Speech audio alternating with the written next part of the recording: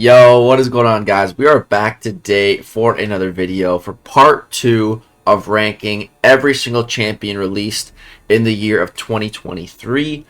And I'm going to start doing this every single year, so you can expect at the end of every year that we rank every single champion that came out that year. So part 1 of this, we did the bottom half, so that was spots number 13 to spots number 24.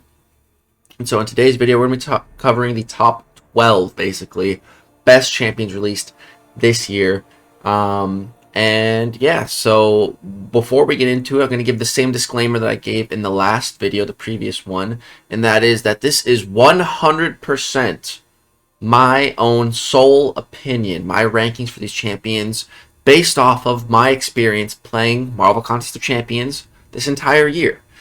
And your experience is going to be different. No one watching this video is going to have the identical experience playing this game, because our experience is shaped by a lot of things. It is shaped by our crystal pulls. It is shaped by our rank ups. So for example, you and another summoner could pull the exact same champion at the exact same time, but you might not both like that champion. You might not both rank that champion all the way up. You might not both ascend that champion.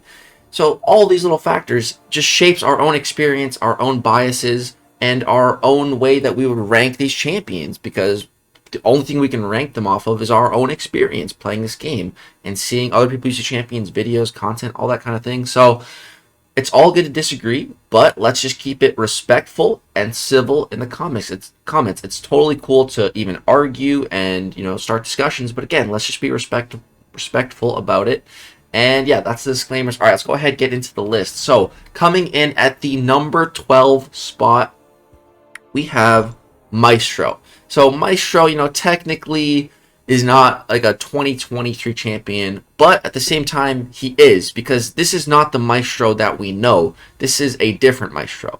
The Maestro that we know is of the superior class, and he has completely different abilities than this Maestro. This Maestro was created to be a trophy champion, and that trophy champion came out this year, so that's why I'm counting him as a 2023 champion. He's also cosmic.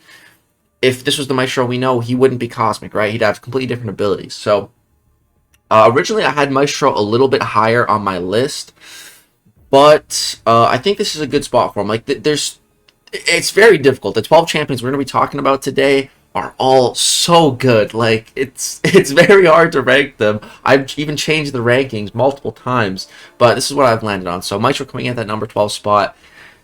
He is, first of all, he's Maestro. So the nostalgic factor of him and just the hype around that, just, one of the biggest bosses in the entire storyline of the game, especially when you first start. He's like this looming threat in the background of the contest, running everything. And I used to always read the storyline when I first started playing. And it was just, Maestro's always so cool, man. And when you finally get to fight him in Act 4, it's great. But then you see him again in Labyrinth. You come face to face with him in Labyrinth of Legends. And in my case, in my era, I came face to face with this guy in Labyrinth with a 4-star Star-Lord. That was not an easy fight with a 4-star Star-Lord. So like a 50% chance that he just procs infinite regen, so you have to just quit out. And if that's not the case, you have a 4-star, so you're limited to a couple minutes in the fight to even deal your damage. It's a very interesting fight, but that's honestly become one of my favorite fights in the entire game. I love fighting Maestro. I love his special one animation, evading it. It feels very satisfying. And now with him as a meta-relevant defender, that's actually a big deal, being able to fully evade his special one, which I can do 95% of the time, I'd say. And now there's even root involved with it as well, so that makes it even trickier, once he enters his mode. So, the thing with Maestro is he's definitely primarily a defender. That's his bread and butter. That's what he was built to be. However, he can still do some things on attack. He does have triple immunities, some super stacked immunities here with Poison, Shock, and Incinerates. 3 really solid immunities to have. Poison is so good. Poison is one of the best immunities to have the entire game. That's the infinite duration from the Suicide Master, so if you're immune to that, that's huge. Shock is only becoming, more prevalent. Is that the word I'm looking for? I think so. Incinerate has always been around. It's always been a thing. We're seeing more and more Incinerate effects. So just really, really solid base level immunities that just opens him up to all kind of matchups just for that alone, you know? And then really the rotation with playing Maestro is just throw a special 2. Well, first you gotta build your Neutronium, but by the time you get your special 2, your Neutronium should pretty much be maxed out. So drop your special 2. You're going to gain Furies once you're in Superior Rage, which comes from building Neutronium. Then you have these Fury buffs or passives. Once you're already in the mode, they'll be passive. So 3 big Fury passives, so you're hitting harder now. And then you throw the special 1, and that's just going to deal a ton of energy damage. Plus, you can cut through the opponent's energy resistance if you are in Superior Rage with an energy penetration passive. Never even heard of that before Maestro came out. And then, yeah, you just start spamming special 1s, and they deal a lot of damage. But the unfortunate thing is, unawakened, Maestro, he will not refresh those Furies. They last for, I believe, is it 36 seconds? Let me take another quick peek here. Yeah, 36 seconds. That is a very long duration for those Furies. So in like short to medium fights, you know, you can probably end the fight before those Furies expire. But for longer fights, you definitely want to be awakened, because if Maestro is awakened, you know, then after activating a special attack, you refresh all your personal Fury effects. So his rotation is just a lot easier and cleaner once he's awakened. Your special 2 and then infinite special 1s. When you're unawakened, you know, special 2, couple special 1s, then once those Furies expire, you have to loop back to another special 2. So right now, you know, there is no way to awaken 7-star Maestro. But I think next year, for sure, we're going to see either through some Karina challenges or something, they'll make something where probably you have to go back into Necropolis, do a path or 2 with some specific champions or something, and then you'll get an awakening on this guy. And I really hope to see something like that. I'd also love to see a really sick profile picture. But yeah, dude, honestly, I'm just really, really happy to finally have a playable Maestro. The fact that that finally happened, it's honestly kind of hard to believe, but it is a lot more believable to me that because they changed his class. You know, like a superior class Maestro, I never thought we'd see the day, and it looks like we're not going to see the day yet. But however, you know, now that we have Maestro, I feel like champions like the Collector are totally in the realm of possibility to eventually see as a trophy champion. And the Collector, like, what class would you make the Collector? I guess you could also go Cosmic, but I don't know. So yeah, just the whole fact that these, you know, originally just boss type champions have now become a playable trophy, like, I absolutely love that, and I really hope that that trend continues. I hope in 2 years from now we see like Necropolis 2 with the Collector as a reward. I'd love to see that. So yeah, that's coming at the number 12 spot. We have Maestro. So coming in at the 11th spot, we have another Cosmic Champion, and that is Adam Warlock. So Adam came out, and he was the very last champion to come out this year before 7 stars basically started, with new champions being guaranteed to be a 7-star, and, you know, the whole Titan Crystal thing. But yeah, Adam was the very last one. That it was just a 6-star release, and he's a very powerful champion. He's an extremely powerful champion. You know, he's good for long form fights. He's good for shorter form fights. It's really all just about being aggressive and maintaining his loop, which, you know, can take a little bit of AI cooperation. But the great thing about Adam is that he has Intimidate and, I believe, Taunt in his kit. So he has some AI manipulation stuff baked in that you don't even need to do anything for. It's just all automatic for you. You don't have to do anything to apply the Taunt. You don't have to do anything to apply the Intimidate. It just happens in his loop, and I feel like it works together extremely well. For example, when your Sovereignty loop ends, it goes on cooldown, and then as soon as it starts back up, I'm pretty sure the opponent gets an Intimidate applied so that they dash back. And the reason that happens is because as soon as that timer ends and you want to get back into another Sovereign loop, you need to break through their block with a basic combo or a special to get it going again. So that Intimidate, like, so as soon as you're ready to start going, you Intimidate the opponent. It just happens. You don't have to do anything for this, and then they start blocking, then you start going in and start building another loop. So Adam, he just works extremely well, especially with that Intimidate, whereas, you know, champ like Gladiator doesn't work quite as well. But with Adam, like, it works. It feels like it works. It's cohesive with his kit, and the damage is crazy. You know, Adam, I brought Adam to one of my Necropolis paths. I used him for Omega Sentinel. He did a really, really great job there, just as this 6-star rank 5. And, I took Adam to rank 5 because I didn't think we were going to see him as a 7-star. But we have now with this whole banquet event. Kabam was saving him for the end of the year to release him as a 7-star in this big banquet event. And I'd say Adam is definitely, I'd say Adam is like within everyone's like top 3. Most, not everyone, but majority of people. You ask them, who do you want from that Gifted Guardians crystal? Adam, his name pops up quite frequently because a lot of people want him as a 7-star, myself included. And I was lucky enough to get him and get him awakened. So I'm definitely going to be investing in Adam, taking him up to rank 2.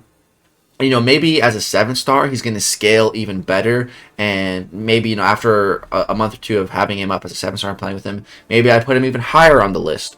But for now, Adam's coming in at the number 11 spot. I think he's great. I think he's actually fairly balanced just because of how aggressive you need to play with him. And yeah, how easy it is to just mess that up, and you can't parry as well. There's just little things with playing Adam that just with practice you obviously get better with, but he's not easy to just pick up and just go. There's definitely some skill involved, and that super aggressive play style, even for me personally, like I'm not used to playing like that aggressive. Like it's kind of weird for me. It's a bit jarring. But again, with practice, it's totally feasible. And yeah, I think Adam's actually a fairly balanced champion. The only thing I would say that I don't think is that balanced when it comes to Adam is his pod. But I mean, that's what makes him such a unique champion, and as well what makes him so powerful. This pod is incredible. So you can enter the pod once per fight, anytime you want, just by double tapping block. That's also another thing though that I personally find a little bit annoying. I wish it was like a triple tap or a quadruple tap, because I double tap all the time by accident, just a part of my normal playstyle. It's not by accident. I do it on purpose. It helps me with spacing and just kind of like timing, because like I know for like I don't think about it. I just do it. Like it's just muscle memory.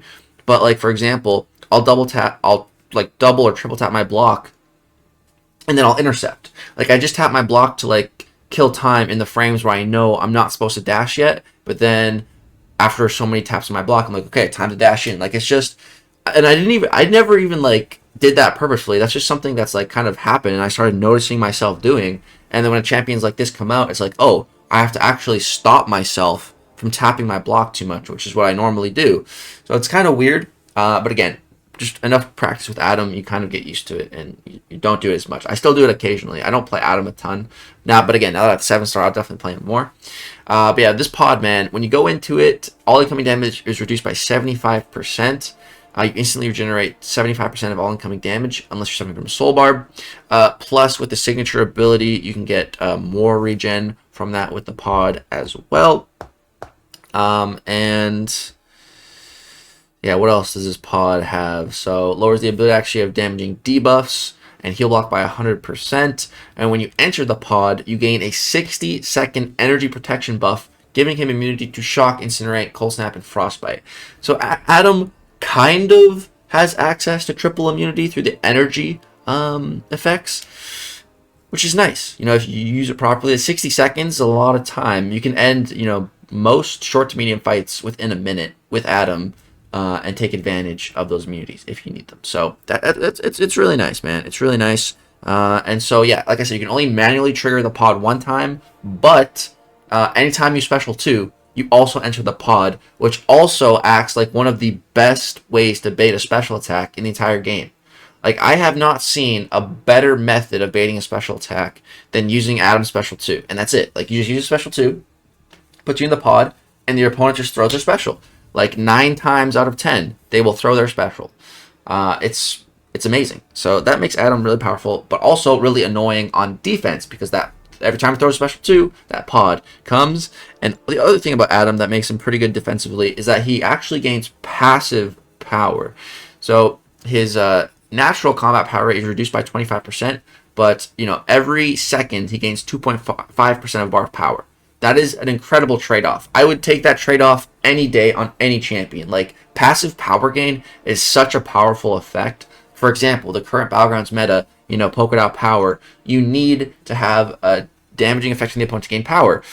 Adam doesn't have any damaging effects, but he can still gain power because of that passive power gain that he just naturally has always. That is a super nice ability to have. So Adam, man, he's incredible. Honestly, the more I talk about him, the more I want to put him higher on the list. But there's just so many good champions. So that is Adam Warlock coming in at that number 11 spot.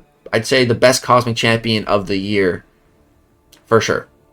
I personally like Maestro a little bit more just because of the nostalgic reasons and everything I said for him. But I do think objectively, Adam is slightly better. He's definitely better on attack, and Adam's no slouch on defense either. I'd say Maestro definitely the better defender, but I'd say they're pretty close. Originally, I had Maestro above Adam, but I'd say it's pretty close. I think Adam edges him out slightly.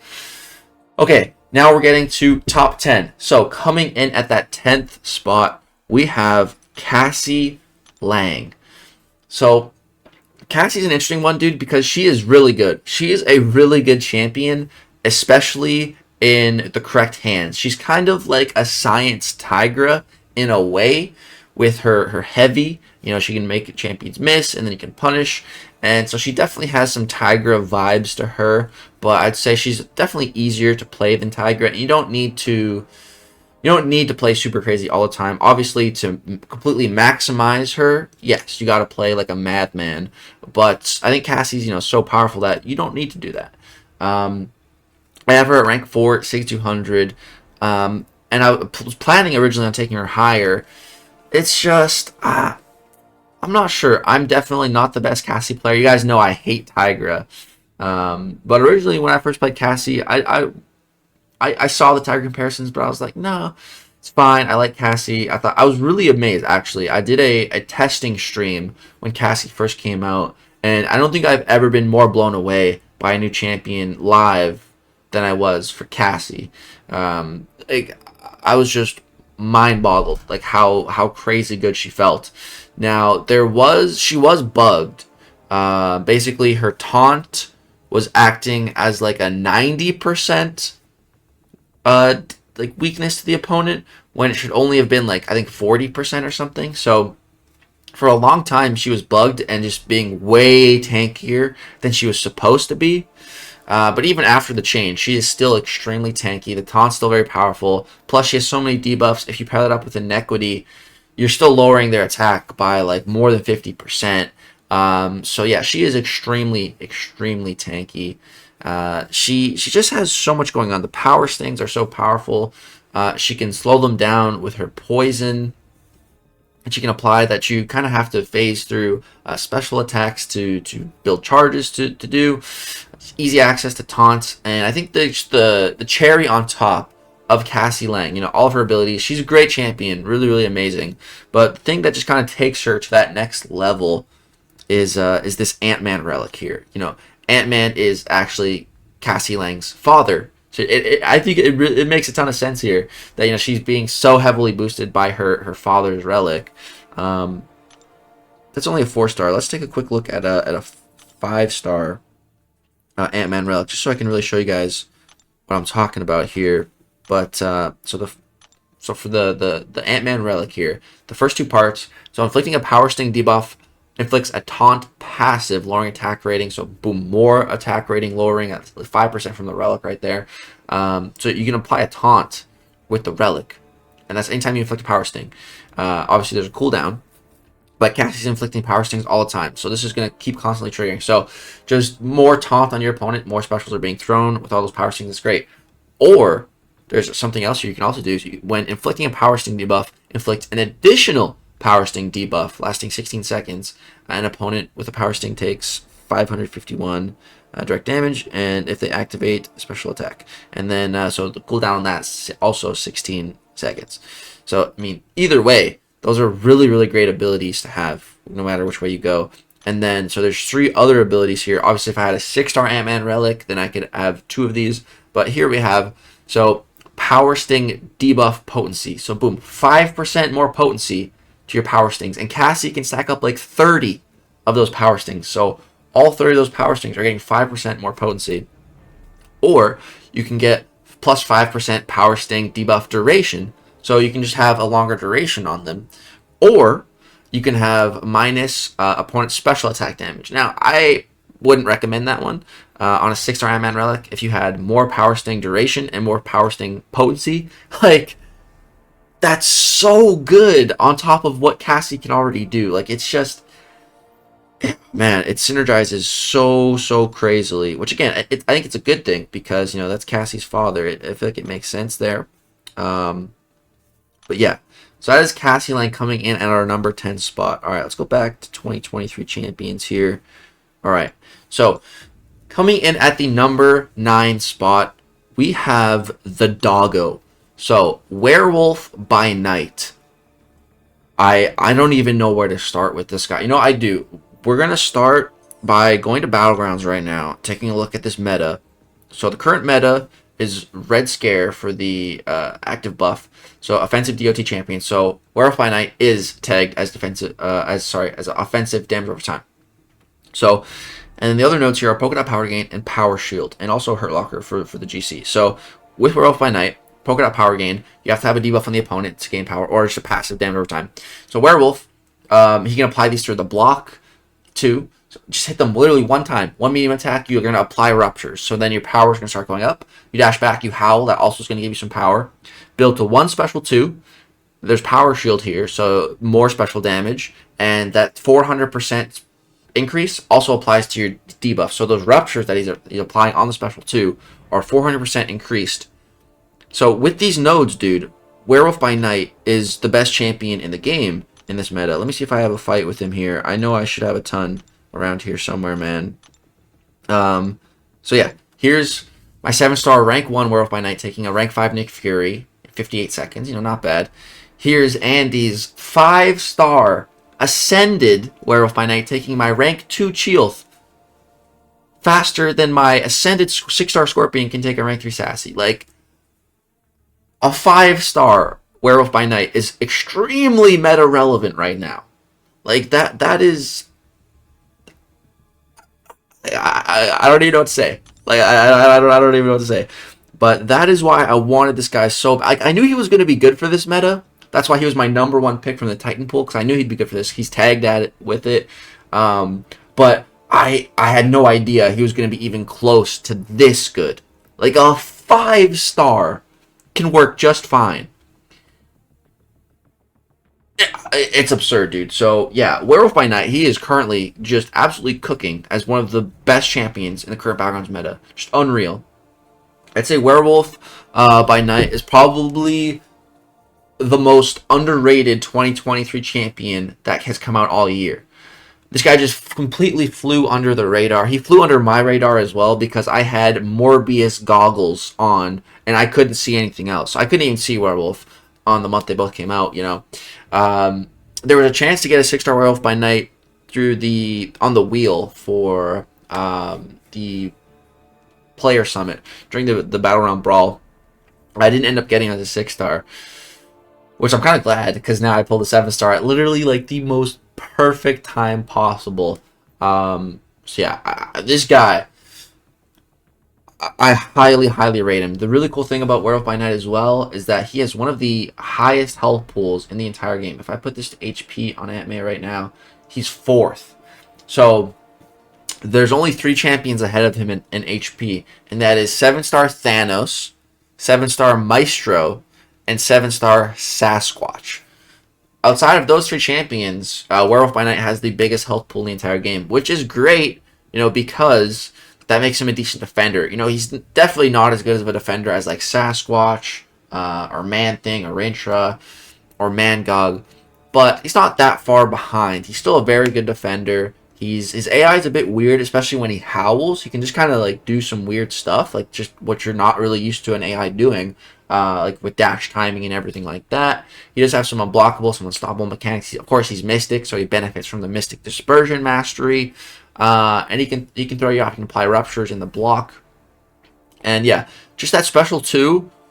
If you throw it when you're in the Curse of Lycantrophy, like, it just does so much Rupture damage, and in the current Battlegrounds meta, like, his special 2 is killing 95% of defenders as like a 5-star. So, and we're talking like 7-star, rank 2, rank 3 defenders. Like, just I cannot say enough good things about this Doggo. He is he's quickly becoming actually one of my favorites of this year.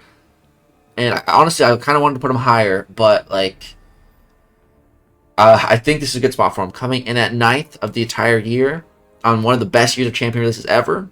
It's pretty good. So that is Werewolf by Night making a big splash on this list. I'm so stoked to get I have him as a 7-star. He's probably going to be my next 7-star rank 2 because, I mean, he doesn't need rank 2 for this meta. As you guys have seen, 5 stars fine. But for the next meta, I think the rank 2 will help. It's going to be a safeguard meta. But again, his special 2s will be cooking so hard once he applies those big bad ruptures because he's a big bad wolf. Alright, so that's Werewolf by Night. Alright, let's go ahead and move on now to the number 8 spot. And we can actually stay with my 7 stars because at the number 8 spot, we have Chee'ilth. So, man, Chee'ilth is incredible. I managed to get the 6-star for qualifying for the Battle Round Brawl, getting top 8. And so I got a 6-star version, and I only took her up to rank 3. So 6-star, rank 3, right? And I was gonna rank for her. I don't think I had the catalyst at the time, or maybe I had some other rank ups on my mind. But took her to rank 3, and oh my god, I was absolutely blown away, absolutely blown away by the numbers that a 6-star rank 3 was pumping out, right? And then I get lucky enough to pull a 7-star out of a Titan Crystal. And she wasn't like one of my top options, but I still wanted her. And I was pretty stoked when I got her. I was like, there's a slight reason why I didn't want her, and that's because she was my one and only death. In one of the in the last season of Alliance War. She was my one and only death. So I was a little bitter about that. But at the same time, you know, I was so happy when I got her because I know, okay, if I died to this champion, my one and only death for an entire war season, other people are going to die to her too when I put her down in Battlegrounds on defense. And she has gotten many kills on Battlegrounds defense, especially last season for the crazy power gain stuff. She was a really annoying defender for that because, you know, by the time she's finished throwing one special one, she's built enough power to almost throw another one. And yeah, she was very annoying. She's a very sneaky defender. She hit a 23 combo on me as a defender against my Future Antman. That video is hilarious. You guys definitely check that out. I've never seen something like that before. But yeah, man, she's just amazing. She has access to really big bleeds that are guaranteed to apply on her axe attacks, which are her mediums. And with her heavy, if you punch the opponent's heavy or special, you can refresh and stack more bleed. So if you're playing her optimally, you can keep the bleeds up forever. And again, these are big bleeds. They tick super hard. She has access to Tranquilize. She has access to Cleanse. And she actually has access. She's the first ever skill champion to have access to regeneration buffs. The only other skill champion in the entire game that even has a form of regeneration, of actual regeneration, I'm not talking about willpower, is actually Blade. So she's the first skill champion to introduce regeneration buffs to the skill class, and she's like the second skill champion just have regeneration. Like, it's an extremely niche and rare ability to have in this skill class. She just has so much going on. She's a really fantastic champion. Some pretty cool animations as well with her spirit animals, with the grizzly bear and I think it's an eagle. Some really cool stuff. I'm really happy that I pulled Chee'ilth, man. So stoked because, and it's also like if I would have placed higher in the Battle Round Brawl in the tournament, I would have gotten a 7-star, but I didn't. I lost early on. So the fact that I still ended up getting a 7-star somehow, I don't know, it just kind of like makes me feel a lot better about that. And I'm really happy to have her as 7-star. So that is the 8th best champion released this year, in my opinion. All right. Moving up one spot to number 7, we actually have the champion that came out alongside Chee'ilth, and that is Kushala. So, Kushala is the first champion on this list that we're going to be talking about that was made by Kabam DLL. And there's 3 other champions that he made this year. He made 4 total, and those 2 champions are only higher on the list. So technically, this is the worst champion that he has made so far, in my opinion. And she's still placing 7th for the entire year. Again, on one of the best years ever of releases. And he has 3 more champions on this list. So, like, Yeah, that's just a crazy stat. But so Kushala, I really like her. So I first played her again at the Battle Round Brawl at the Player Summit. We got to go to Kabam HQ, and they had like a whole bunch of iPads and phones for us to play on, try stuff on, basically. And so we had access to Morbius, to Kushala, and to Chee'ilth. And I never played Chee'ilth at all while I was there. I just wasn't that interested at first. But Kushala, I was so wowed when they showed us the deep dive at that Player Summit, and I was just like, what? Like, this champion looks so good, ability wise, look wise, animation wise. Like, she's top notch, dude. So Kushala is an incredible Mystic champion. She is like a Mystic nuke, and that's something that the Mystic class does not have a ton of. The Mystic class, has a lot of defenders. So Mystic nukes, we don't really see those as much. Like, we have Juggernaut, of course, he's incredible after his rebouncing, or not rebouncing, but his buff. And Werewolf by Night, he's kind of nuke-ish, but Kushala, just, yeah, a pure nuke. She's not really a defender, mainly an attacker, but man, is she a powerful attacker. So she has just so much stuff, and that's what I love about Kabam DLL champions. Like, he just jam packs their abilities, and it's like sometimes a character could have a jam packed abilities, like a signature ability, but like half of it's garbage, half of it I don't care about, half of it I don't need to invest SIGs into.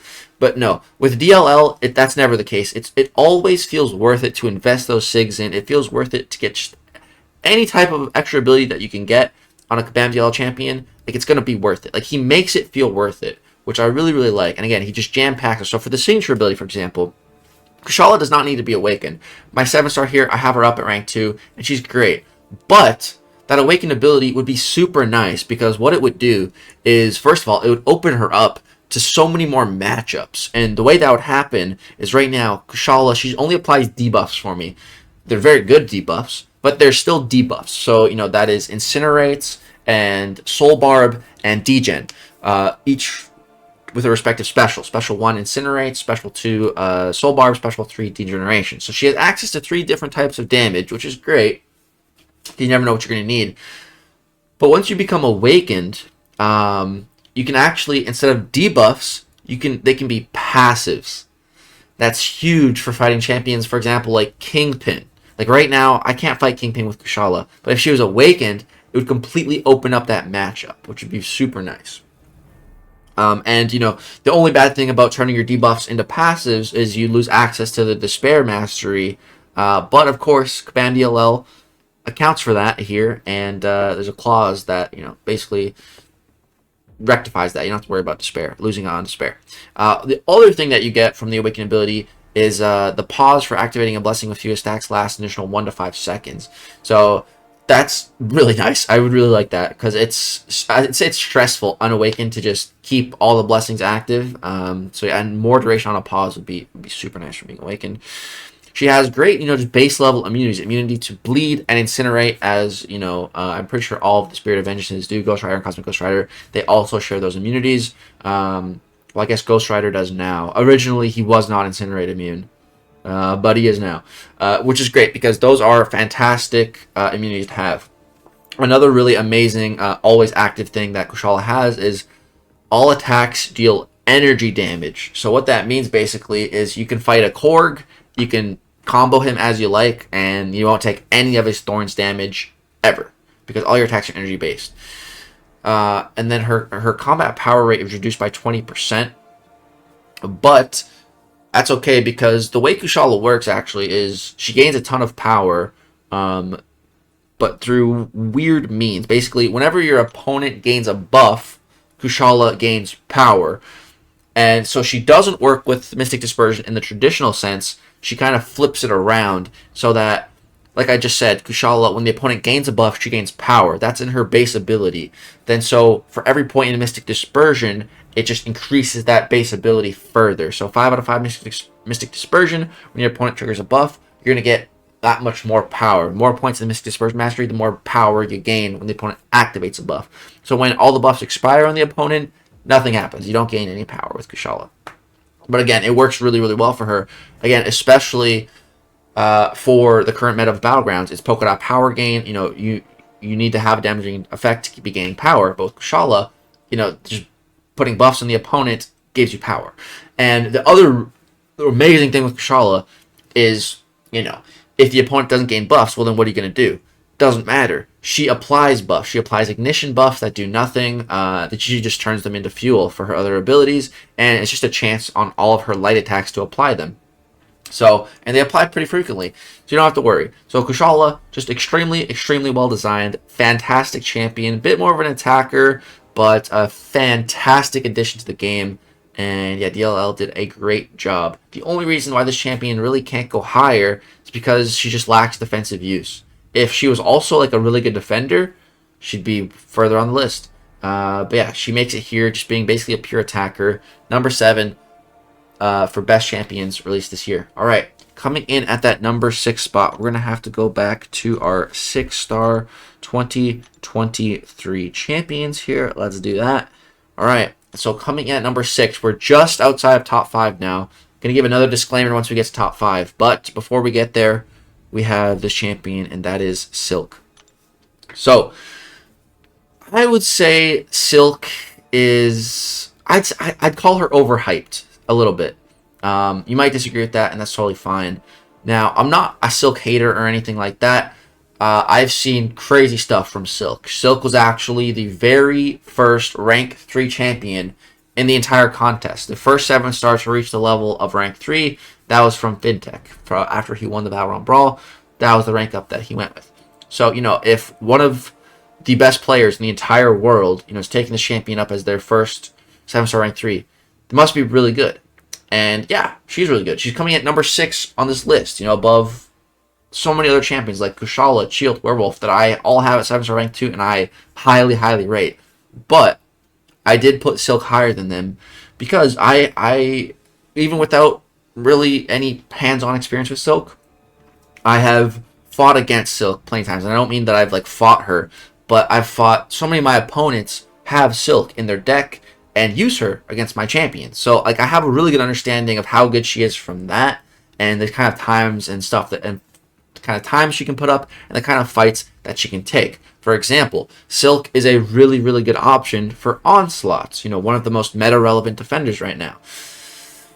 So yeah, I highly rate Silk. She's definitely not a defender, but she can definitely catch you on defense. I think she has a little bit of defensive potential. I remember fighting against Nagase one time, and it was round 3, and I thought I had him for sure, and he put Silk down, and she wrecked me. So I never fought against Silk before, and she like she stunned me like from a combo or something, and I started taking so much damage. I'm like, bro, you're kidding me. I was so cheesed. But yeah, Silk has a little bit of defensive potential, but the main thing is she's an attacker, and the way she deals that damage, you know, it's a big burst in red on that special 2.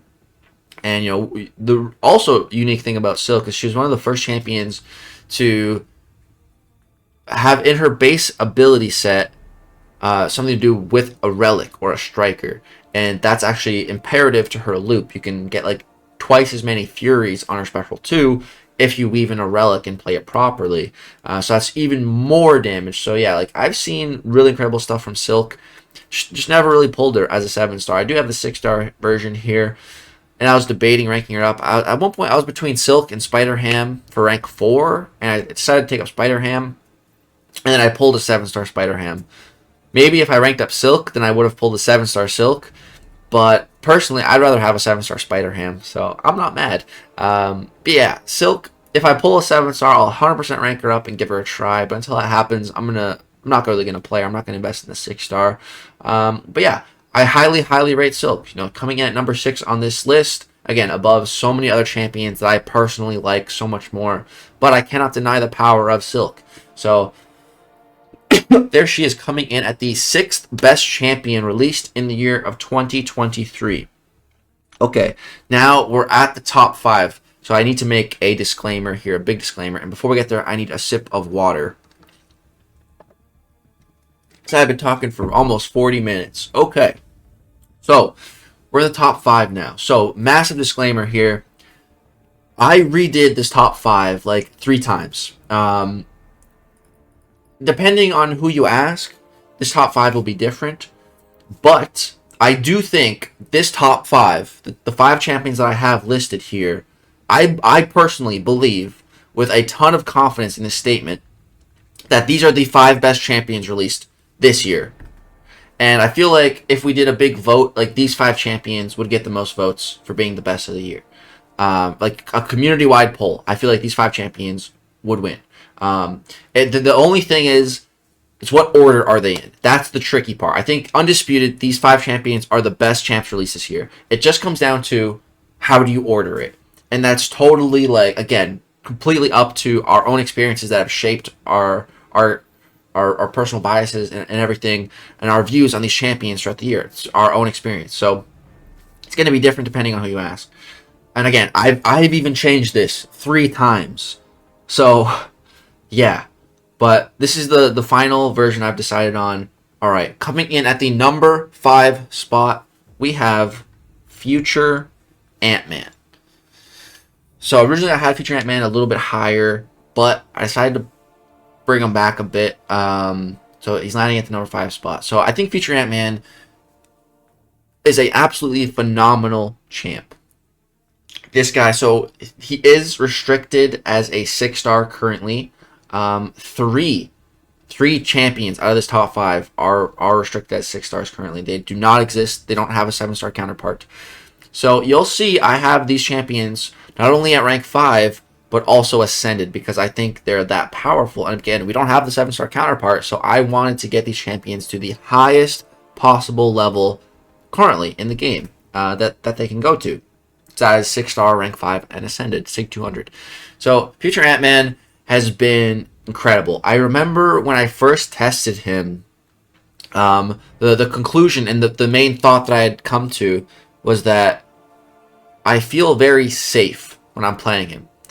I think Future Antman is one of the safest champions in the entire game to be playing. Like, there's just so many different safety nets baked into his kit to protect you from dying. Like I mentioned earlier in this video, Chee'ilth hit me with a 23-hit combo. That was against Future Antman here, and I still finished that fight with like more than 50% health. And that's not to say Chee'ilth is a bad defender because she hit me so many times. It's just because, you know, Chee'ilth, she gets a lot of her damage from bleeds, and with Future Antman here at max Sig, he can basically get pseudo-immunity to bleed and incinerate. So the bleeds are being shrugged quick. I was regenning most of the damage back, and basically the reason why I got 23 hit comboed is because when you hit Antman, Future Antman here with a combo ending attack, and he has enough armors, he can stun you. So he kept trying to stun Chee'ilth, and she kept cleansing it, and then she just kept starting a new combo, and it was like an infinite loop for like multiple combos, up to 23 hits. Like, it was crazy. But again, Future Antman still finished the fight like above 50% health. Like, this guy is just so ridiculously tanky. It's nuts. And the craziest part is that when he came out, and for the majority of his initial release, he was bugged. His armors and the way he's glancing, it wasn't working properly. He wasn't glancing as much as he should have been. He wasn't mitigating and reducing damage as much as he should have been. And again, that was the Future Antman that I was playing and thinking, like, holy crap, this champion is so safe. So then Future Antman's rebalancing changes went through, and unfortunately, they actually, so he was, like I said, he was bugged. And so his original state that was listing his abilities, instead of implementing that into his kit and fixing the bug, they actually toned down the original part and then implemented it into his kit. Because again, even when he was bugged, he was performing so well that they didn't want to like completely fix the bug, because then he would have been overperforming.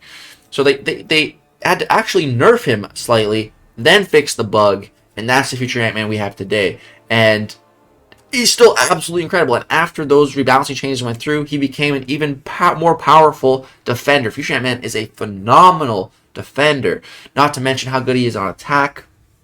And what makes Future Antman so darn good on attack is the way that he deals damage, also his power control. If you play Future Antman properly, you don't even have to bait special attacks from the opponent. There's a way to play him that you don't even have to worry about baiting specials. You can also, I don't like to play solely that way. I find the best way to play him is to just bait specials at the right moments. As long as you can. You know, sometimes you just don't want to bait any specials because that's what the matchup calls for, which is understandable. And again, Future Antman can work with that. But yeah, just the way that he deals damage is through his special 2. Basically, when the gray icon turns into a red icon, that's when you want to throw your special 2. And for the more debuffs that you have that come from special 1s, special 3s, or when that red passive naturally expires, the more of those debuffs you have, just the bigger special 2 hits that you get. And these special 2s hit ridiculously hard, man. Especially if you threw like a special 1 first. In most Battlegrounds fights, you can end fights in 1 special 1, 1 special 2. 2 special attacks, and they're just dead. It's incredible. He's just such a good champion. And the other thing to mention as well is he has some really cool abilities. So this one here on his 4th light attack, I've always wanted a champion that I always just wanted that to be a thing in the game. You know, like I'm sure you guys have experienced. Oh no, I got too much power. I wanted to throw a special 2, but I got to a special 3, and now I have to just throw the special 3 if I want to get rid of my power and get back to a special 2. You know, it sucks when that happens. Future Antman, that those rules don't apply to him, because if he ends a combo with a light attack, so you know you go medium, light, light, light, light to your 4th light attack. If you have a special 2 or 3 available, the highest level special attack is disabled for 0.5 seconds. So what that means basically, you get pushed to a special 3, you enter combo with a light, 4th light, then you instantly throw a special. You'll throw a special 2 instead of a special 3. And then after those 0.5 seconds are gone, you know, you still have another bar of power. Because, you know, you're at 3 bars, but you only use 2 bars. So you still retain all that power. So it's super nice, man. Or maybe, you know, you're at a special 2 and you want to throw a special 1. You can do that. Like, it's so nice. And then the other amazing thing here is the Surging Swarm. So basically, it's just you need to have more than 5 armor ups. So at least 6 armor ups to be in the Surging Swarm. And it's super easy to get. The way to gain these armors is you can just block, and it's just a chance for them. If they glance, you'll gain armor. So that's one way. Or you can beta heavy and punish it. That gains 1 armor. Or you can intercept. That gains 2 armors. And so when you're in Surging Swarm, you get 3,400 attack. That's a big attack increase. So that attack increases, you know, on all of your basic combos. Plus, that is on your special attacks. And again, we talked about that special 2. It's very big. So you throw that while in Surging Swarm, even bigger.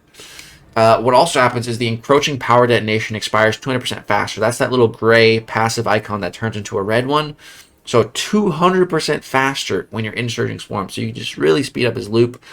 Also, the opponent is more aggressive while Surging Swarm is active. So that's basically like a passive Infuriate that Future Antman has. Kushala also has something like that as well. That I forgot to mention. She actually has another ability that I forgot to mention as well, that she can block unblockable attacks. That's another reason why I love Kushala. But circling back to Future Antman, just the ability to make the opponent, the AI, more aggressive is incredible. That is such a good ability to have. And this is just a passive one. You know, you don't even have to apply like a debuff to the opponent or anything. It's just passive. Just being Surging Swarm, and they become more aggressive. And yeah, and so also when you're Surging Swarm, that's when the combo ender can stun the opponent. Which we already talked about earlier. So, man, Future Antman, just such an incredible champion. I honestly think he is... I don't think I can say he's the best tech champ in the game, but top 3. I will argue and debate anyone that thinks Antman Future is not a top 3 tech champion. Like, the only tech champions I think that are really up there with him are, like, Ghost, Nimrod, and Shuri. And I think Future Antman's better than Nimrod. Personally, I had both of them at rank 5 level. Decided to send Antman over Nimrod, and it, like, wasn't even a close decision. Like, not even close. So, yeah, like, Future... Like, you know, the thing with Nimrod is he's limited with his shock effects. So if they're shock immune, you know, his damage isn't going to work. Also, Nimrod, he's not the best defender. He's a tank. He's slow to take down, but he's not that punishing. Future Antman, on the other end, he's a tank. He's slow to take down. Plus, he's extremely punishing. If you get hit by a special 2 when you have that red passive on you, you're just dead. You're simply dead. And I've seen that happen so many times, even in like Alliance War. Also, with Future Antman, like his damage, it's power detonation and disintegration effects. Like there's not many champions in the game that type of damage won't work on. So it's an extremely powerful and useful damage source. So I really think Future Antman is top 3, top 2 tech champs in the entire game. For like that's how good this guy is. But even still, saying all that, he only comes in at the number 5 spot of champions released this year because the other champions are also crazy. So all right, let's go ahead and move on now to our 4th spot, and this is the champion that I don't want to talk about, but we have to. That is Photon. So some people think Photon's the best champion released this year, and again, I gotta respect their opinion because that's their opinion, and they've had a different experience playing this game than me this year. So for me, I put Photon at number 4. So originally I had her at number 5, and I was like, no, put her a bit higher. So I decided to land on the 4th spot. Now for me, you know, I've never played Photon offensively, so it's hard for me to gauge how good of an attacker she is. And a lot of the gameplay that I've seen from her was during when she's heavily boosted by some tactics in Alliance War and Battlegrounds. And I also ban Photon pretty much every single Battlegrounds match that I see her. So my opponents don't really get the chance to use her on offense. So I've seen some fights with her. I know she's a good attacker, but out of the top 5 champions on this list, she's the worst attacker, in my opinion. Again, even with my limited info, the other 5 champions, I know how good they are offensively, and I just don't think Photon's better. Defensively, on the other hand, I think Photon, I'm not even sure she's the best here in the top 5, but definitely good. Definitely one of the best defenders of the year. I actually finally fought her, and I'm starting to learn how to fight her a little bit. I fought her in Alliance War. It's going to be coming in a video soon. You guys, stay tuned. I fought her with one of my 7-star rank 3 champions. So I'm going to be uploading a video showcasing that. But yeah, I think Photon's actually not as hard of a defender as I thought. Once I understand her a little bit more, understand how to fight her, it's more manageable than I thought before. Still definitely super powerful, very punishing, one of the best defenders in the game, don't get me wrong. But she's coming at the number 4 spot. Again, she could definitely be higher. The fact that I banned her, you know, every single Battlegrounds match, that is a feat for Photon, and could be an argument for her to go higher on the list. Personally, I just think the other 3 champions are better and have had a very large impact on the game and on the future of the game as well. So that's Photon landing in at the number 4 spot, and this was also a Kabam DLL design champion alongside Kushala. But that is Photon landing at the number 4 spot. Not really sure what else I want to say about her here, so I think we're just gonna move on. But yeah, I can totally understand why people have Photon rated higher. They think she's even the best champion of the year. I can understand it and I can respect it. But personally, I do not share that viewpoint. And again, this is my list, and it's going to reflect my viewpoint. So, still high praise. You know, coming in at the 4th spot, that's still really, really good. And yeah, let's go ahead and move on now to the 3rd best champion released this year. And that is a champion that just came out, the most recent edition, and that is Onslaught.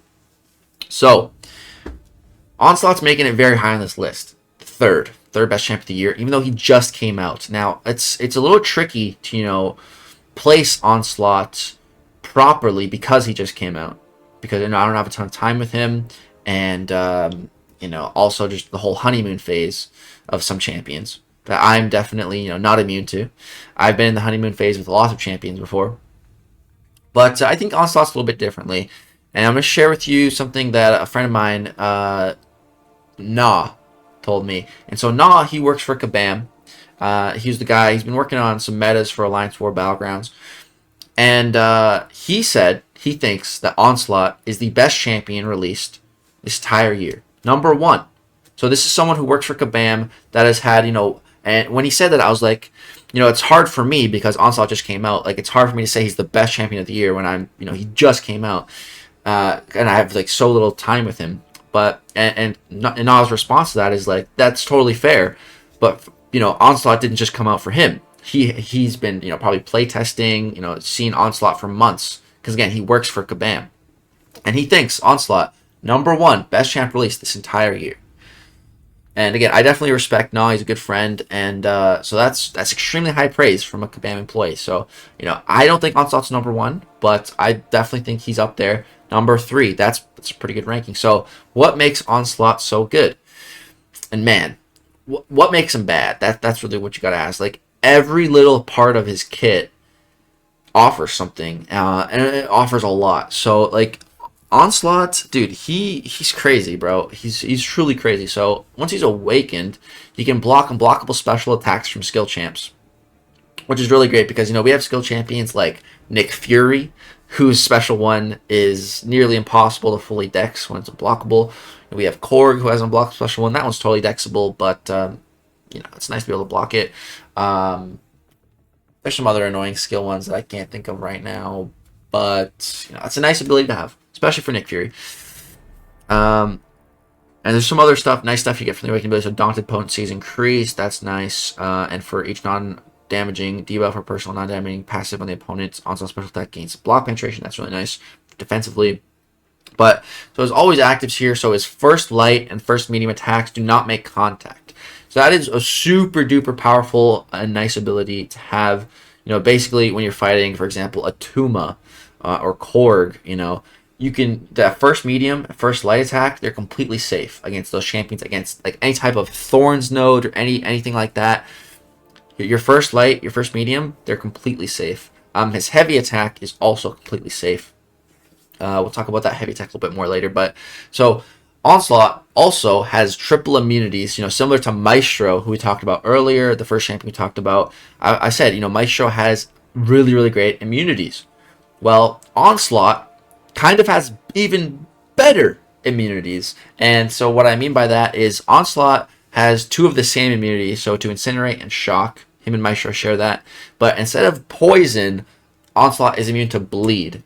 Now, I think Poison is better. I think I would rather have a champion that is immune to Poison than Bleed. But Bleed is still a really, really good immunity to have as well. Again, the other half of the coin for the Suicide Masteries, the double-edged part. That's still really good. But I think what makes these immunities better than Maestro's is the way that they function. So for Maestro, he's immune to Poison, Incinerate, Shock. You try to apply that to him, the gray little immune text is going to pop up, and that's it. It's not going to apply. It's not going to work. He's immune. Onslaught, on the other hand, it's different. So it doesn't say he's immune to them. It says incoming Bleed, Incinerate, and Shock potency is reduced by 150%.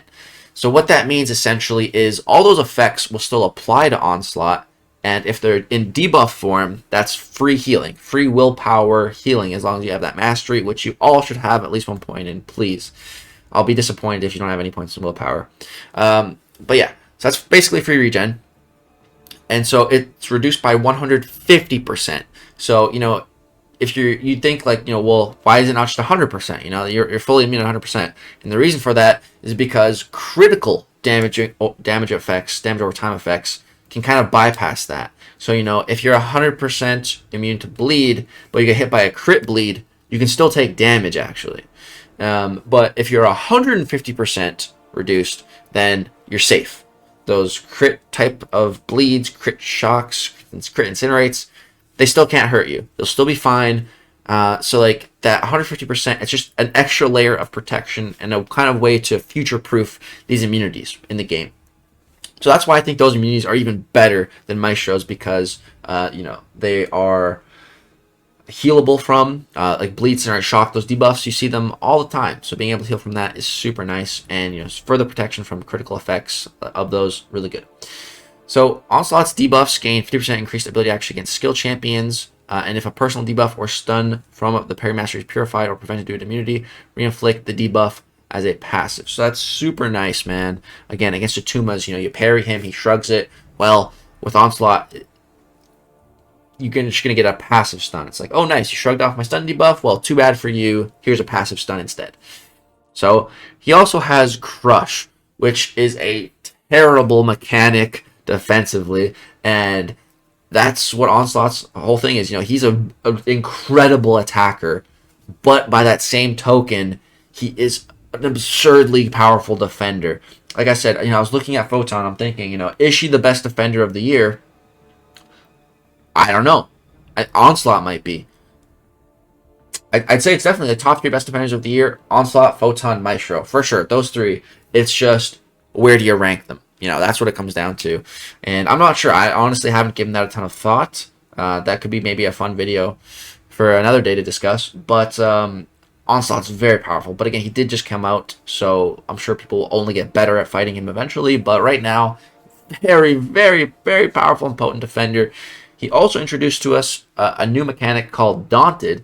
So when either champion well-timed blocks, inflicting an indefinite Daunted debuff with 15% potency, max of these are 10. So while the Daunted is active, you disable the opponent's willpower mastery. So just to be able to disable willpower with a parry, it's pretty nice and pretty annoying defensively. Like, you can't parry Onslaught or get parried, or you're going to be daunted. Then you won't be able to willpower heal from any of his debuffs, which you definitely want to be healing from because they activate. So then, you know, Onslaught, okay. What makes him a good attacker? Well, the way he deals his damage. It's very, very good. So he applies Neuroshock. So Neuroshock is a very rare ability in this game. For example, Danny Moonstar has it. I believe she introduced it. And so now Onslaught has it. And so the cool thing about this type of effect is that nothing in the game is immune to Neuroshock. There is no Neuroshock immunity. Shock immunity has nothing to do with Neuroshock and will not affect it in any way. So if you have a shock immune champ, you fight them with Onslaught, you're still going to be applying Neuroshocks. So you have this access to this damage over time that nothing in the game is immune to. So you build up those Neuroshocks, and then with the special 2, you turn those Neuroshocks into Degeneration. And again, nothing in the game is... I don't think anything in the game is immune to Degeneration. Some champions maybe not take damage from it, but Degeneration will apply, I believe, to every single champion in the game. Whether or not it deals damage is another story, but I'm pretty sure Degeneration can be applied to everyone in the game. So, incredible damage sources. You know, like, there's the immunity to these sources don't exist yet. So, very, very, very good damage sources. And you can... So when you get these degens, they don't last for very long. Like, let's see, what is the duration on those special 2 degens? They last for 6 seconds. So you're looking at that, like, 6 seconds, man. What?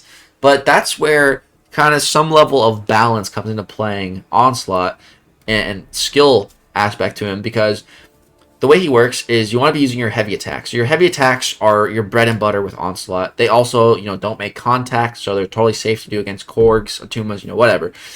The other amazing thing about his heavy attack is the reach on it is insane. Like, your opponent can be super far away. You throw it heavy, it's going to find a way to connect. Like, it just connects. So, it's super, super solid heavy reach, range. Don't take damage, non-contact. And so, with that heavy attack, when you use it against a stunned opponent, let's say they have a stun debuff, you know, it's going to be a short pause. It pauses all your effects. So your Neuroshock, your degen, the whole shebang. But if you use that heavy attack when the opponent is not under the effects of a stun debuff, you get a long duration pause. And there's plenty of ways to do that. So, you know, you can just bait out a heavy, use a heavy. You can use your striker stun. That's not a stun debuff. It's not even classed as a stun.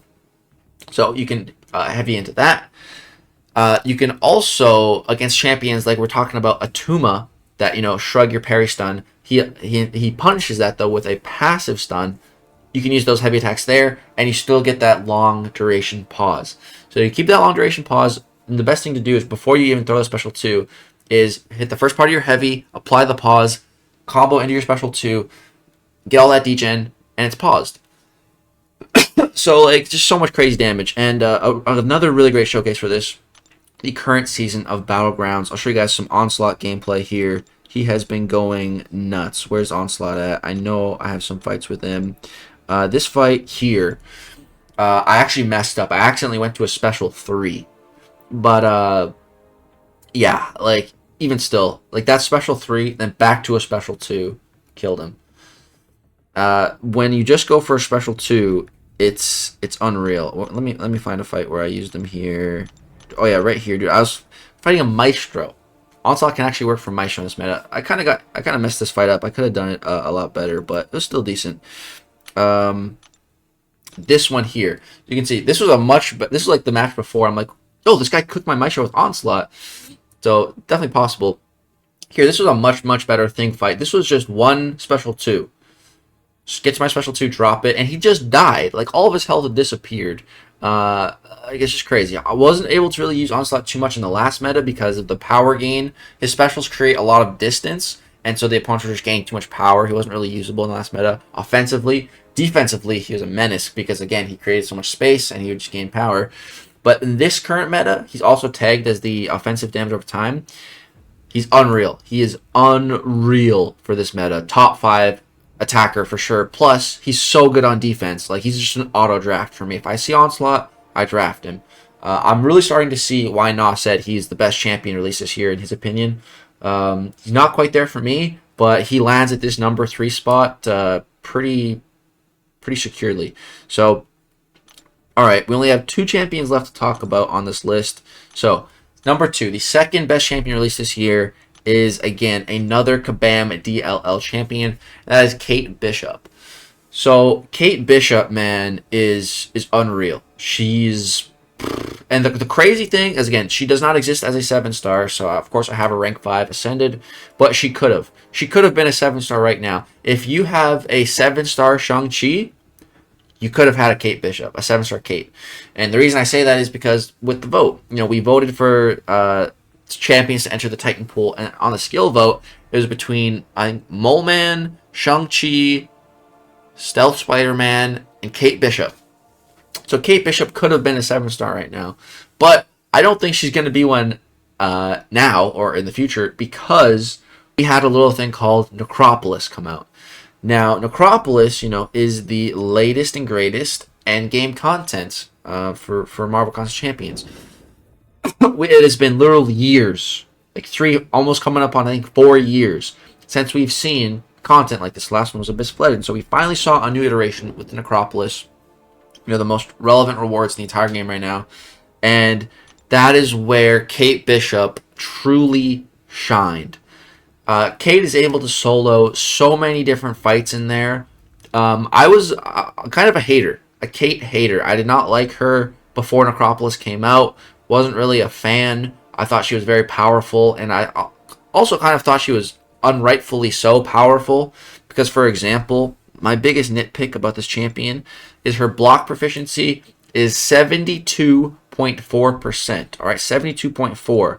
Let's compare that to Dr. Doom for a second here, okay? 72.4%. What is Dr. Doom's block proficiency? 71.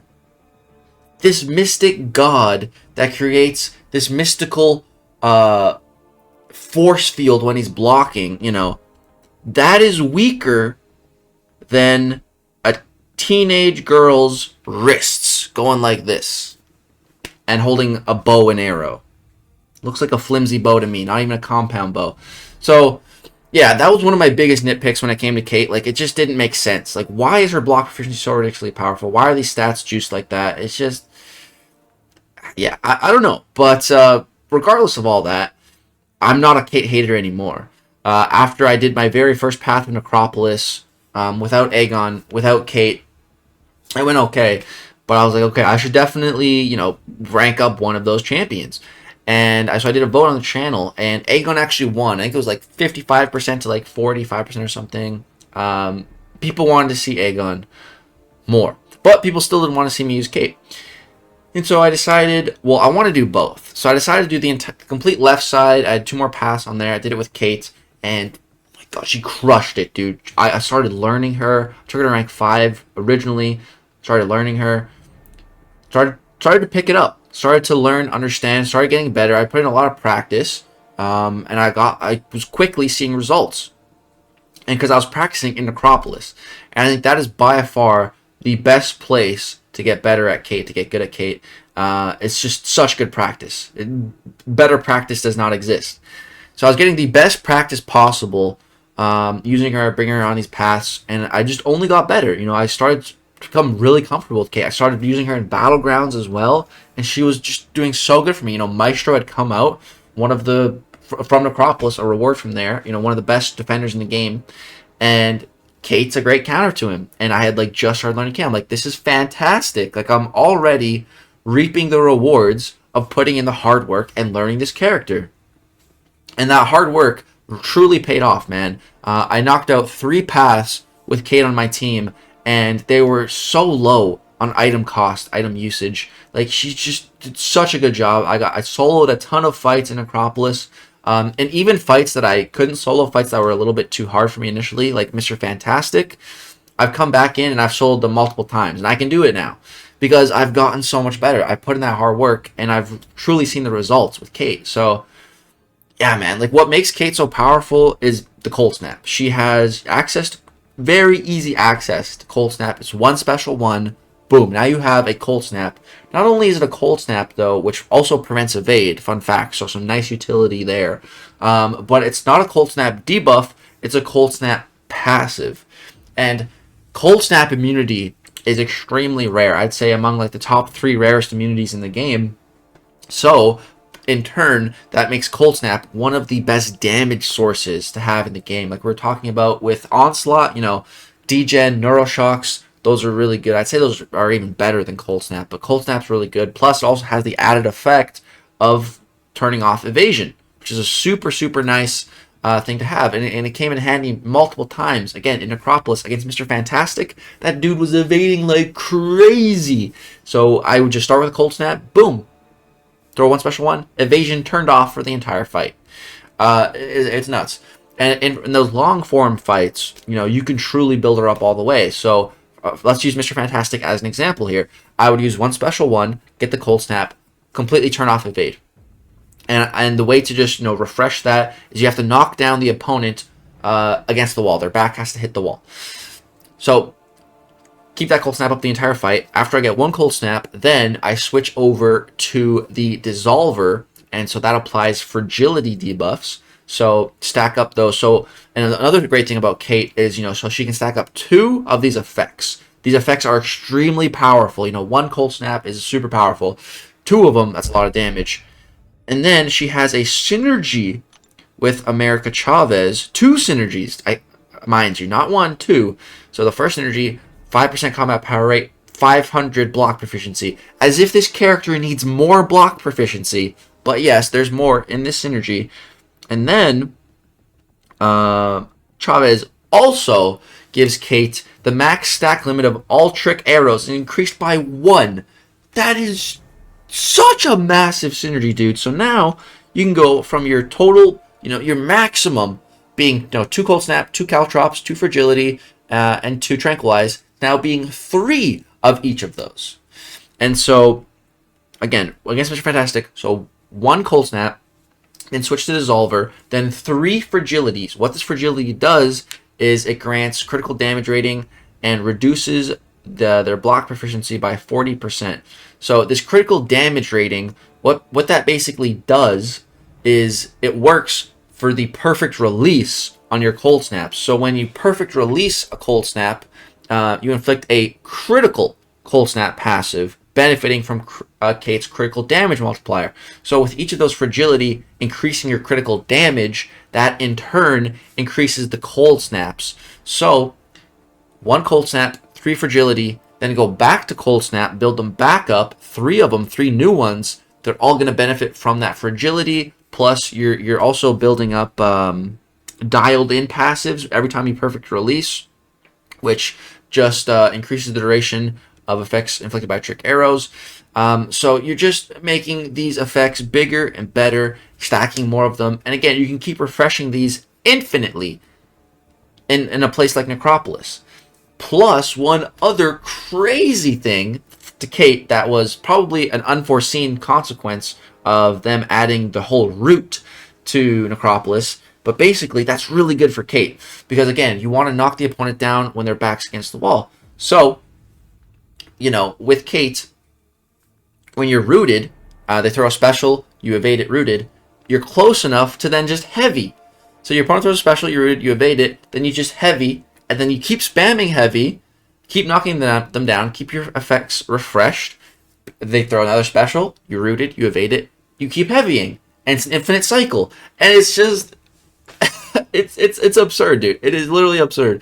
So yeah, Kate, second best champion of the year, just, you know, totally demolished Necropolis, and just, yeah, probably won't be a 7-star now because of that, because of how good her showing was.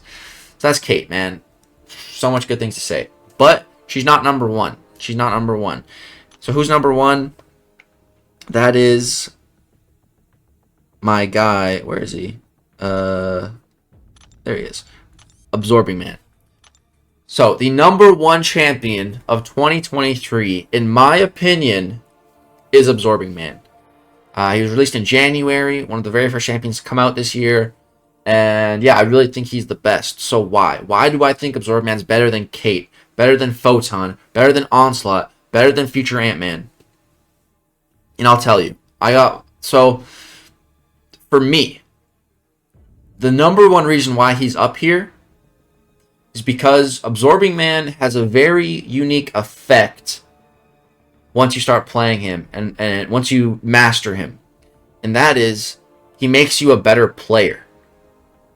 Absorbing Man has made me a much, much better player. And, you know, I've already been pretty good. You know, I've been playing this game for 7 years. So before this year, 6 years. And I've competed in multiple tournaments, had won tournaments before this year.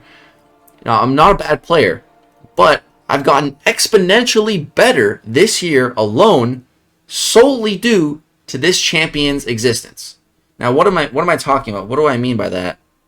And what I mean by that is light intercepting. So I've always been very good at intercepting. That's been one of my strongest suits in this game for a very, very long time, because I used to practice it nonstop. Back in Labyrinth of Legends, that's where I learned and mastered intercepting. But I could never light intercept. Light intercepting was just, I used to hate it. I used to despise it. It felt so foreign and wrong to me every time I tried to do it. I was terrible at it. I didn't like it. Like, for a long time, I wish it didn't even exist in the game. And that was my own lack of skill at the time, giving me that viewpoint. But then this champion comes up, Absorbing Man, and you know, he has a clause in his ability, in his kit here. So let's read that part. Where is it? So should be interrupting. Yes, this clause right here. Interrupting an opponent's basic attack with a light attack pauses the current form for 6 seconds and inflicts a 397 potency vulnerability passive for 15 seconds. Max stacks 5. So this whole thing, you know, you have to interrupt the opponent's basic attack with a light. So, you know, that doesn't have to just be light intercepting. That can be, for example, the opponent throws a full 5-hit combo into your block, you instantly counter with a light, that counts.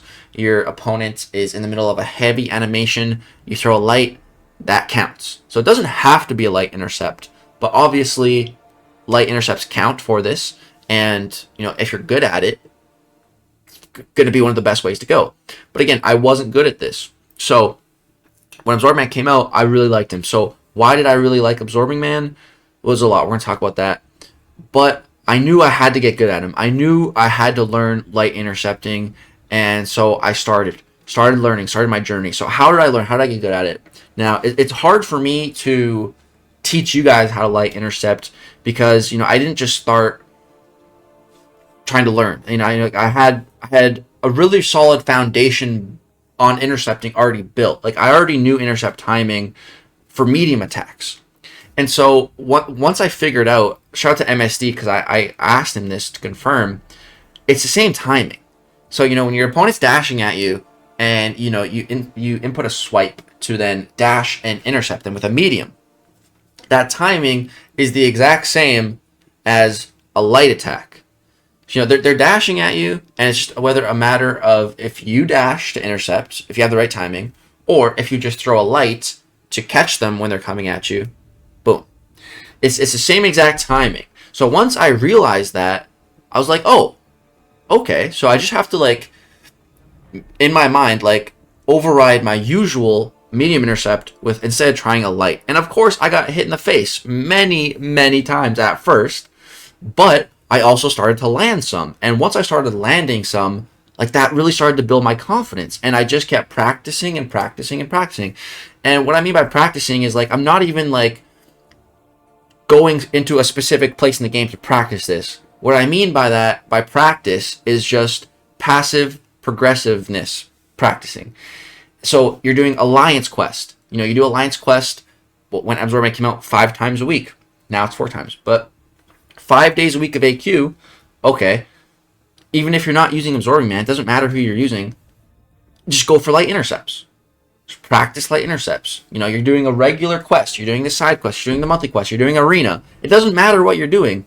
Start practicing light attacks. And that's what I was doing every single place in the game, no matter who I was playing. I basically stopped medium intercepting for like a couple of months and just started light intercepting. And I practiced and practiced and practiced, and eventually I started to get good at it. Eventually, I got to the point where I actually had to say, hey, wait, I need to actually start medium intercepting again.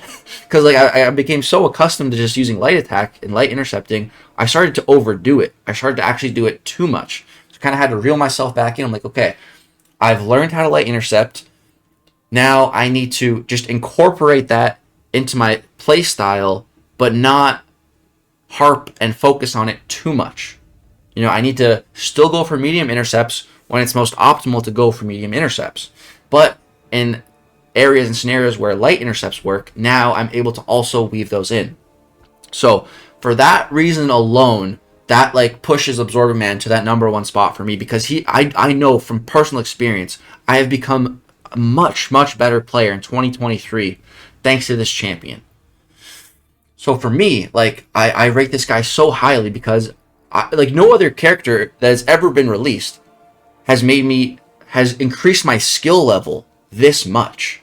There's not a single champion in the game that has increased my skill level that much alone until this guy.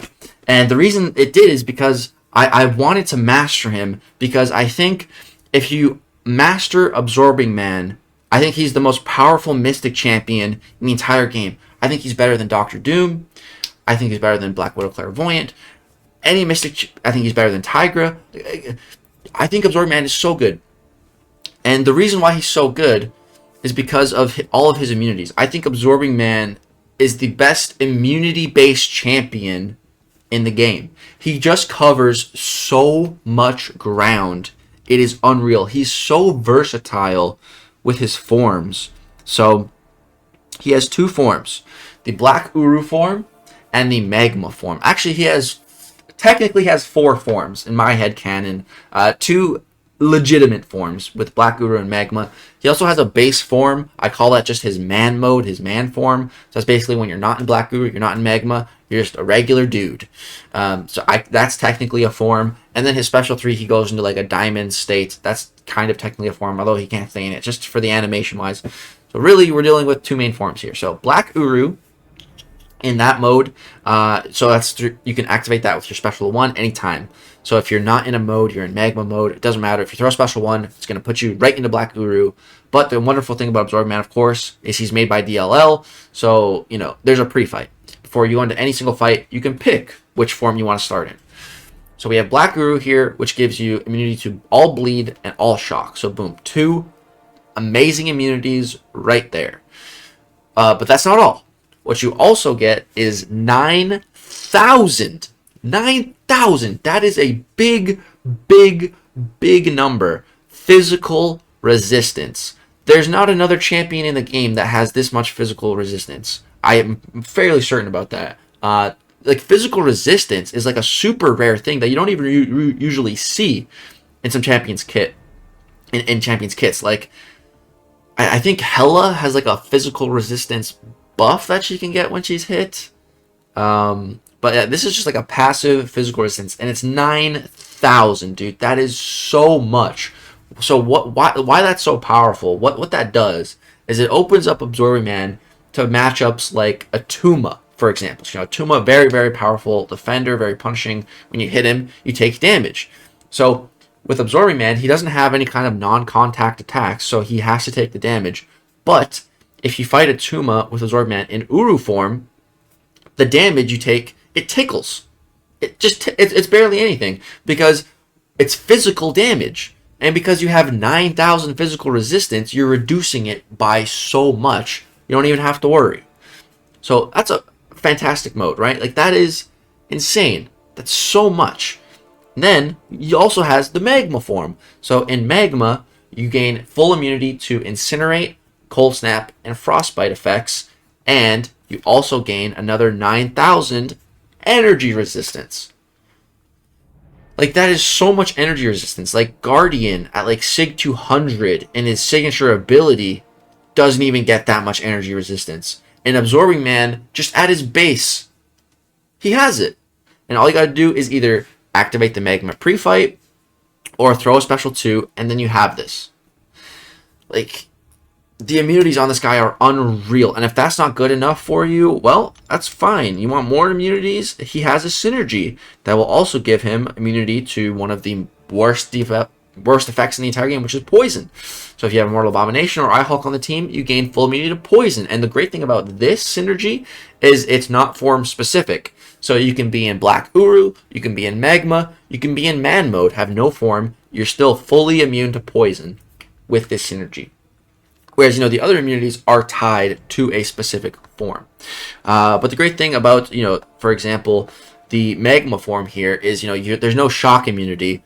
That's with the Uru. But if you're in Magma form and you get shock applied to you, you're going to heal from it. Because, again, you have 9,000 energy resistance. Shock is energy-based damage. So that's the way Absorbing Man works. For example, you can fight Magic. Her Limbo damage, that's all energy-based. So Absorbing Man greatly reduces that in the Magma form. So just, some of the best, I think the best in the entire game, immunities. But to obviously, to fully take advantage of that, you need either two things. You need to either have a full mastery of Absorbing Man to pause his forms and keep them elongated so you never have to worry about your form falling off. Or, number 2, this takes 0 skill to do, just bring him into proper matchups. And what I mean by that is just bring Absorbing Man against, Terrax, Vision Arcus, any nodes where the debuffs are being applied to you. For example, Path 9 in Alliance War, Hazard Shift. Absorbing Man's perfect for that because the first section, it's Incinerate and Poison. So if you bring that synergy, you're fully immune to Incinerate and Poison in Magma form. In section 2, it becomes Shock and Bleed. Stay in Black Guru form, you're fully immune to that. And every time those effects try to apply to you, they fail to, you're immune, and you pause your form. Your form also gets paused when you try to get armor broken, and that leads to getting morph charges. And also, morph charges, you can also build these up just by throwing more specials and just refreshing your form. The more you keep this refreshed and like the quicker and everything, again, which comes with pausing it through skill or the correct matchup. But basically, the more skill you can play with Absorbing Man, the more damage you're going to get out of him. And these morph charges are crazy because once you consume them, what happens is you apply a vulnerability passive, which we already talked about. When you counter with a light attack, you apply one, and its potency is 350. When you apply one through the morph charges, it's 2,250. So that's more than a 5 times multiplier on the base level vulnerability passive that he's applying. So these ones are more than 5 times more potent, and these are what allow Absorbing Man to do big damage. And so any matchup where, again, you're triggering immunities where you don't need to play skillfully, you're going to gain more and more of these morph charges, and it's going to be more and more damage. What also happens is you get a regeneration passive when you consume these morph charges. And the regen on Absorbing Man is absolutely bonkers. So much healing. So Absorbing Man came with me for, I believe, three paths. No, I think it was 4. I think it was 4 paths in the Necropolis. I had Absorbing Man on my team. He was one of my MVPs for the Necropolis. I soloed the Airwalker fight twice with 2 different trap nodes, one being the Evade. That was a lot of fun. I uploaded that one. It was crazy. Like, Absorbing Man, his damage is actually nuts. We can also throw special 3s for longer fights. You can apply crit. You get crit damage, cruelty passives. So that increases your crit damage rating. And yeah, that stacks up to 5. Like, you get so much damage. Plus, you have a ton of crit rate after this. So, like, it's nuts, dude. Again, this guy was designed by Kabam DLL, so this was the very first champion that he ever designed that came out to the game. And he just knocked it out of the park. One of my favorite champs in the entire game. I think he's the best champion released this year. Also, so in Alliance War, my own stats, I've been playing Alliance War seasons since it came out. I've probably only missed like maybe 2 or 3 seasons ever, and there's like 40 plus, right? So my entire time playing Alliance War, I never had a deathless season. I've gotten one now. That one deathless season that I got, I was using Absorb Man primarily for that entire season, just rinsing Path 9 with him. Did Path 9 so much, and he just crushed it. He's the GOAT of Path 9. Got me my first ever deathless season. He was an MVP for me in Acropolis. I think he's the best Mystic champ in the game. I think he has the best immunities in the game, and he has made me an exponentially better player. So for all of those reasons combined, that is why I think Absorb Man is the champion of the year, the best champion released in 2023. That's all my reasoning for it. That's my entire list, guys. Yeah. Whew. I hope you all enjoyed. This was a long one, an hour and a half. Jeez. But, yeah, I'm glad I made this into 2 parts. So, before we end the video, let's just go ahead and put this to my 2023 7 stars. This is what I am working with. And unfortunately, you know, Absorbing Man is not a 7-star. He does not exist as a 7-star. Will he ever exist as a 7-star? I don't know. I think there's potential to, because again, we've talked about the skill ask with playing Absorbing Man outside of his just, you know, face roll, auto-fightable matchups. In other matchups, you do need to have skill to play him, to fully maximize him in regular matchups where you're not going to be triggering any of your immunities. So that does help to balance him out. So I could see Absorbing Man as a 7-star. But, yeah, I'm really happy with the champions that I do have as a 7-star that were released this year. Look at this. We got Kushala, Werewolf, the Morb, Chee'ilth, Duped Adam. Like, man, crazy. But yeah, guys, that is going to go ahead and do it for this video. Maybe I should have made this into 3 parts. Maybe for next year. I don't know. But, yeah, that's going to go ahead and do it for this one. Drop a like if you enjoyed. I know some people like these super long videos because you can just grind and listen along. But, yeah, that's going to do it. Thank you so much for all the love and support on the channel. I will be doing this yearly. Let me know what you guys think. Again, let's keep it respectful in the comment section. It's totally cool to disagree. But, yeah, I think I laid out all my reasoning for these rankings quite well. Hope you guys enjoyed. So